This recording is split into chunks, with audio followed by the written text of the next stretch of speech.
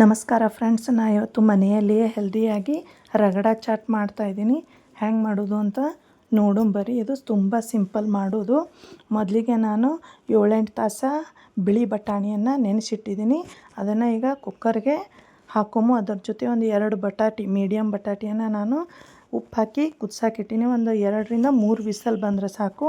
ಹಾಗೆ ಇದಕ್ಕೊಂದು ಹಸಿರು ಚಟ್ನಿ ಮಾಡ್ಬೇಕಾಗ್ತದೆ. ಅದಕ್ಕೆ ನಾನು ಒಂದು ಅರ್ಧ ಕಟ್ಟಟ್ಟು ಪುದೀನ ಮತ್ತು ಒಂದು ಅರ್ಧ ಕಟ್ಟಟ್ಟು ಕೊತ್ತಂಬರಿ, ಹಸಿಮೆಣ್ಸಿನ್ಕಾಯಿ, ಹಸಿ ಶುಂಠಿ ಮತ್ತು ಉಪ್ಪು ಎಲ್ಲವನ್ನು ಬೆಳ್ಳುಳ್ಳಿ ಹಾಕಿ ಮಿಕ್ಸರ್ಗೆ ಹಾಕ್ಕೊಂಡು ಅದನ್ನು ಪೇಸ್ಟ್ ರೆಡಿ ಮಾಡಿಟ್ಟಿನಿ.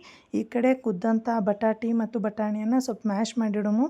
ಹಾಗೆ ಇನ್ನೊಂದು ಕಡಾಯಿ ತೊಗೊಂಡು ಆ ಕಡಾಯಿಗೆ ಸ್ವಲ್ಪ ಜೀರಿಗೆ, ಸೋಂಪು, ಸಾಸಿವೆ, ಸ್ವಲ್ಪ ಹಿಂಗೆ ಹಾಕಿ ಫ್ರೈ ಮಾಡಿಕೊಂಡು ಅದಕ್ಕೆ ಒಂದು 3 ಈರುಳ್ಳಿ ಹೆಚ್ಚಿಟ್ಕೊಂಡಿದ್ದು ಅದು ಹಾಕ್ತಾಯಿದ್ದೀನಿ. ಹಾಗೆ ಒಂದು 2 ಸ್ಪೂನ್ ಅಚ್ಚ ಖಾರದ ಪುಡಿ, 1 ಸ್ಪೂನ್ ಧನಿಯಾ ಪುಡಿ, ಹಾಗೆ ಒಂದು ಅರ್ಧ ಸ್ಪೂನ್ ಜೀರಿಗೆ ಪುಡಿ ಹಾಕಿ ಸ್ವಲ್ಪ ಫ್ರೈ ಮಾಡಿಕೊಂಡು ಸ್ವಲ್ಪ ರುಚಿಗೆ ತಕ್ಕಷ್ಟು ಉಪ್ಪು ಹಚ್ಕೊಂಡು ಮತ್ತೊಂದು ಸ್ವಲ್ಪ ಫ್ರೈ ಮಾಡ್ಕೊಳ್ಳೋಣ.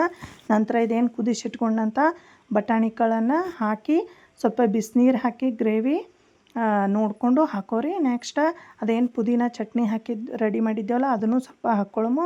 ನಂತರ ಒಂದು ಅರ್ಧ ಚಮಚ ಗರಂ ಮಸಾಲ, ಸ್ವಲ್ಪ ನಾನು ಆಮ್ಚೂರು ಪುಡಿ ಹಾಕ್ತಾಯಿದ್ದೀನಿ ಹುಳಿ ಸಲಿಂದ. ಆಮೇಲೆ ಇದು ಒಂದು 10 ನಿಮಿಷ ಕುದಿಸ್ಕೊಂಡು ನಂತರ ಈ ರೀತಿ ಆಗ್ತದೆ. ಇದಕ್ಕೆ ಸ್ವಲ್ಪ ಕೊತ್ತಂಬರಿ ಸೊಪ್ಪು ಹಾಕಿದ್ರೆ ರೆಡಿ ಮಾಡಿದ್ರೆ ನಮ್ಮದು ಮಸಾಲ ರೆಡಿ ಆಗ್ತದೆ. ಈಗ ಈ ಕಡೆ ನಾನು ಒಂದು ಪ್ಲೇಟಿಗೆ ಸರ್ವ್ ಮಾಡೋಂಥ ಪ್ಲೇಟಿಗೆ ಒಂದು ಸ್ವಲ್ಪ ಪಾಪಡಿಯನ್ನು ಕಟ್ ಮಾಡ್ಕೋತಾ ಇದ್ದೀನಿ. ನಾನು ಇದನ್ನು ಮನೆಯಲ್ಲೇ ಮಾಡೀನಿ. ನಿಮಗೆ ಪಾಪಡಿ ರೆಸಿಪಿ ಬೇಕಂದ್ರೆ ಕಮೆಂಟ್ ಸೆಕ್ಷನ್ನಲ್ಲಿ ತಿಳಿಸಿ, ನಾನು ಹಾಕ್ತೀನಿ.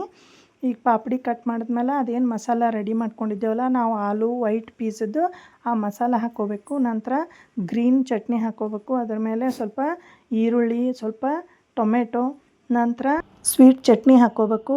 ಅದಾದಮೇಲೆ ಕೊತ್ತಂಬರಿ ಸ್ವಲ್ಪ, ಆಮೇಲೆ ನೈಲಾನ್ ಸೇವನ್ನು ಹಾಕ್ಕೊಂಡು ದಾಳಿಂಬೆ ಕಾಳು ಕೂಡ ಹಾಕ್ಕೊಂಡ್ರೆ ನಮ್ಮದು ಹೆಲ್ದಿ ಆದಂಥ ಮನೆಯಲ್ಲಿ ಮಸಾಲ ರಗಡ ರೆಡಿ ಆಗ್ತದೆ. ಈ ರೆಸಿಪಿಯನ್ನು ಮನೆಯಲ್ಲಿ ಟ್ರೈ ಮಾಡಿ ನೋಡಿ. ಹಾಗೆ ನನ್ನ ಚಾನಲನ್ನು ಸಬ್ಸ್ಕ್ರೈಬ್ ಮಾಡಿ. ಇಷ್ಟ ಆದರೆ ಲೈಕ್ ಮಾಡಿ.